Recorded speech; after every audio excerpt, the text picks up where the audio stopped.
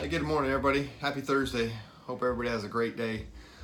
I try to talk about topics that are people ask me questions about, or heard over the years. They're very repetitive. That just people don't know. So I try to talk about things like that. But sometimes you get so close to the picture, you can't really see what you're looking at, and you got to step back a little bit and get a different perspective.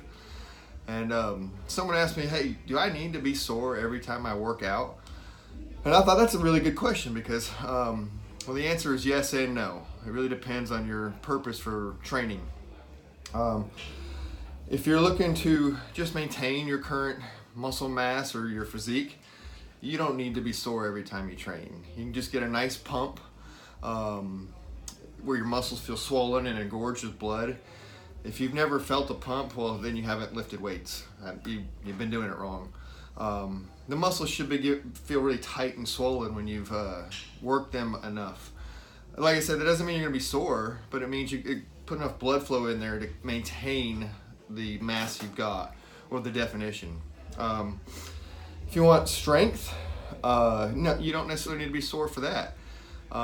Because in like powerlifting per se, they want to have a lower body weight but be able to generate a lot of force.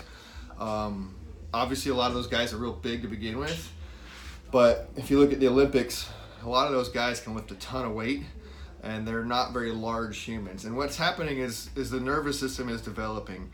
And yes, you do grow muscle over time, but it's not the same as a bodybuilder training style that will increase your muscle mass, make it bigger. So for strength, you might be a little sore, but you don't have to be sore. You just need to stimulate your muscles. And like I said, you get stronger as a result of your nervous system helping contract the muscles harder. That's your brain and your nerves and all that. Now, if you want to grow, you need to be sore. If you want your muscles to get bigger, you need to be sore. But here, that's a double-edged sword. You don't need to be sore for 4 to 7 days. If you are, you're overtraining, and you're not going to grow very well. But by the same token, you should be sore 2 to 3 days, or at least be aware that you've worked those muscle groups. If you don't feel anything the next day or two, then you probably went a little easy, and you should step up the intensity to stimulate the muscles to grow. And it's a combination of good weight and good reps in terms of rep schemes. If you want more information in detail about what that looks like how many reps at what weight, we can answer that later, but that's a really big topic to talk about in a few minutes. A lot of times you need a training split. What a split means is that you work certain parts certain days. That's important if you're looking to gain strength or size. If you just work the same things every day, they get fried out. They don't have enough recovery time. And so they don't get much stronger, or you don't grow. But for general fitness and to maintain yourself, you could do the same routine daily as long as you get a nice pump. You'll stay healthy. You'll maintain the muscle size you've got, the definition. So it kind of depends on your goals, whether you need to be sore or not. But you should not be sore consistently for 5 to 6 days in a row. That means you're overdoing it. Your trainer, they should know how to assist that. They should know your capabilities. They shouldn't be beating the crap out of you, especially if you're 40 and up. Without hormone replacement therapy, if you've got this young, typical 18 to 25-year-old trainer that works you like they work themselves, they're going to overdo it on you. You just don't have the endocrine system to recover from some of the beatings that they can take. I'm sorry, it is what it is, but there's a lot of young folks in the industry, and they don't know what it's like to be an older person who's 40, 50, 60 years old, because they're not there. They never experienced it.